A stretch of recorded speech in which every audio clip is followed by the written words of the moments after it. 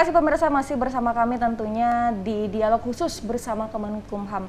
Ini saya masih berbincang dengan Kepala Divisi Pelayanan Hukum dan HAM pada kantor wilayah Kemenkumham Sumsel, Bapak Tamba. Nih, Pak, tadi kita membahas tentang kebijakan hukumnya, terus itu juga filosofi latar belakang dari kebijakan baru ini di tahun 2017. Tapi yang ingin saya tanyakan, Pak, bagaimana cara untuk kita mengenali apakah perusahaan itu sudah terdaftar di beneficial ownership? Silakan, Pak. Baik, pertanyaan yang bagus ini, Bu. Cara kita mengenali pemilik manfaat atau disebut dengan beneficial ownership ini melalui identifikasi dan verifikasi pemilik manfaat dari korporasi. Identifikasi yaitu mengumpulkan informasi pemilik manfaat beserta dokumen pendukungnya. Betul. Ya.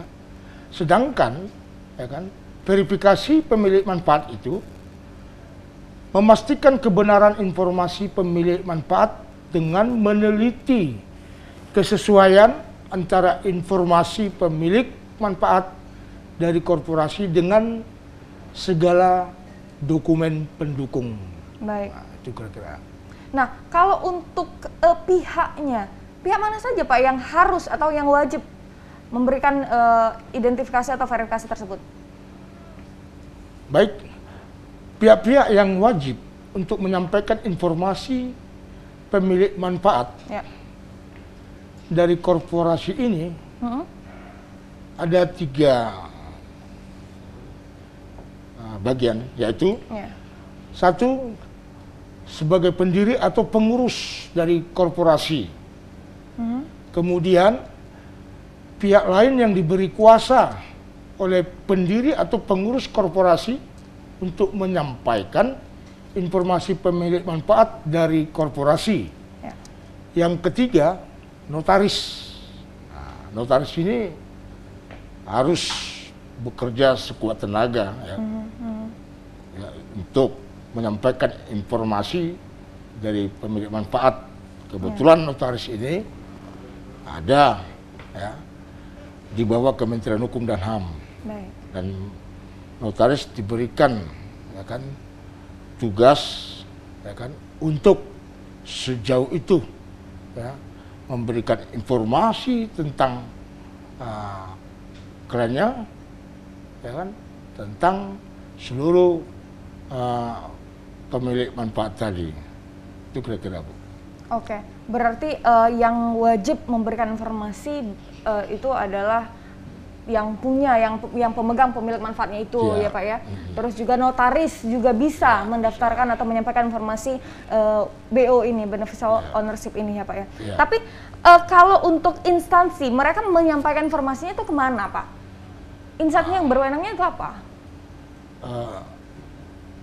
Dalam pasal 1 ya, angka 3 Peraturan Presiden nomor 13/2018 dijelaskan instansi berwenang adalah instansi pemerintah, baik di tingkat pusat maupun di daerah, yang memiliki kewenangan pendaftaran, pengesahan, persetujuan, pemberitahuan, perizinan usaha, atau pembubaran korporasi, atau lembaga yang memiliki kewenangan pengawasan dan pengaturan bidang usaha korporasi.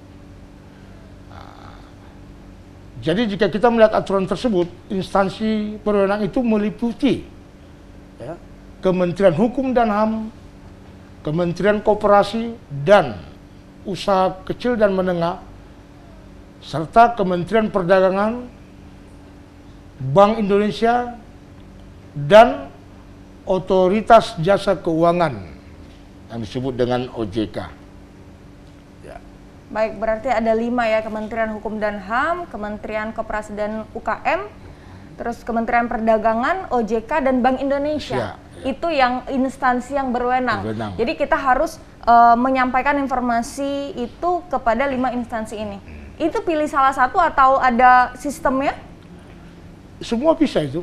Semua bisa? Semua bisa. Okay. Nah Pak, ini kan pasti banyak kemudahan, apalagi kita sekarang sudah ada di era digital ya Pak ya.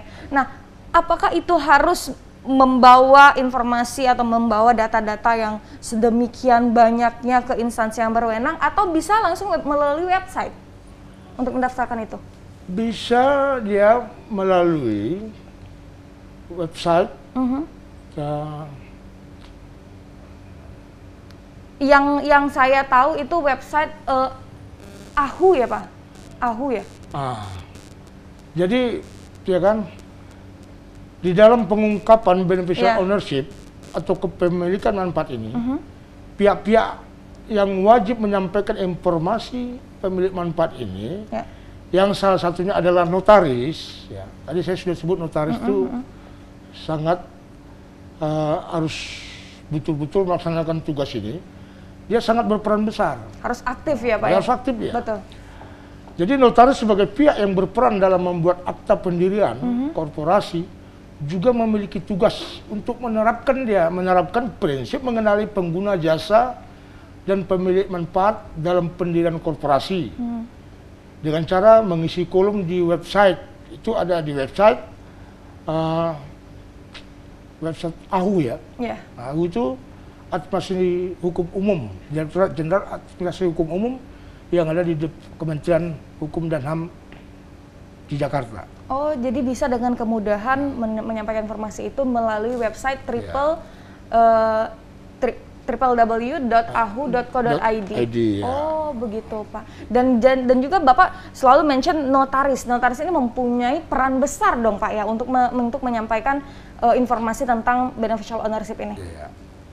Nah, tapi yang ingin saya tanyakan Pak, kalau ngomongin tentang korporasi yang ada di Sumsel, tadi Bapak menyampaikan ternyata banyak isu-isu yang berkembang yang tentang makanya ada, makanya ada beneficial ownership ini. Tapi apakah korporasi di Sumatera Selatan sudah terdaftar semua, sudah menyampaikan informasi semua? Ini saya jelaskan sedikit ya. Untuk data pelaporan pemilik manfaat dari korporasi di Indonesia, ya, per minggu kedua bulan Juni 2021 ada 252 korporasi yang telah melaporkan beneficial ownership dari total keseluruhannya 2.224.570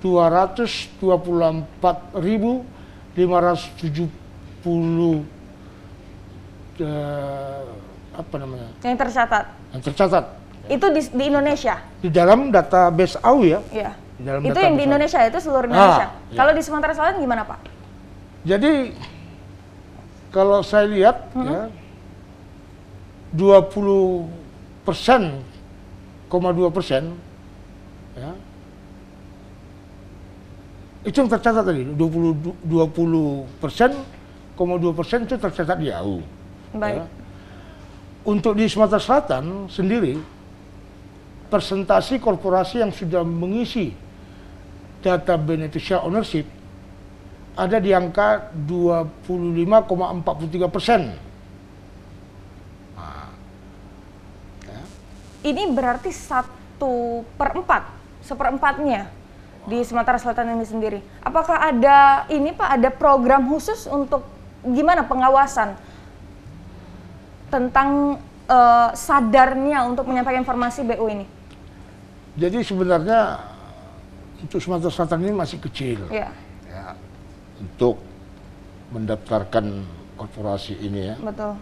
Nah, jadi seperti yang Ibu katakan tadi, bagaimana pengawasannya kan? Nah, bentuk pengawasannya sebenarnya meliputi satu, menetapkan regulasi dulu. Baik. Sebagai pedoman. Ya. Itu bentuk pengawasan. Ya. Kemudian melakukan audit korporasi. Dan yang ketiga itu kegiatan administrasi lainnya. Gitu. Nah, Kementerian Hukum dan HAM dalam melakukan pengawasan itu melalui koordinasi dengan instansi terkait sesuai dengan kewenangannya dan membentuk pengawasan. Nah, sekarang kita sudah ada ya, tim pengawasan untuk korporasi itu kan, sudah ada kita. Sudah berjalan dengan baik? Ya, berjalan dengan baik. Nah, kita punya petugas yang tergabung dengan instansi terkait. Ya. Notaris juga kita libatkan untuk itu, ya kan? Dari instansi lain sudah barang tentu harus. Boleh diceritakan Pak, kalau misalnya sudah berjalan dengan baik, boleh diceritakan bentuk pengawasannya. Itu seperti apa? Jadi bentuk pengawasan itu kita lakukan dengan dua cara. Dua cara? Ya. Cara pertama, baik, pengawasan offsite berupa pemeriksaan dokumen, penilaian penerapan BO, dan keterangan hasil pengawasan tidak langsung. Oke. Nah, itu yang pertama. Yang kedua, pengawasan dengan cara on-site berupa pertama verifikasi dokumen dan informasi. Kedua, verifikasi informasi penetapan beneficial ownership. Yang ketiga, laporan instansi berwenang dan instansi terkait. Betul, berarti ada dua cara. Ada dua cara untuk melakukan pengawasan ini ya, off-site dan on-site. On-site. Ini luar biasa sekali, menarik sekali Pak. Tapi apakah dengan dua cara itu sejauh ini efisien? Dengan dua ditahan dulu, kita akan membahas Bapak. Kita lihat dulu iklan yang akan lewat berikut ini.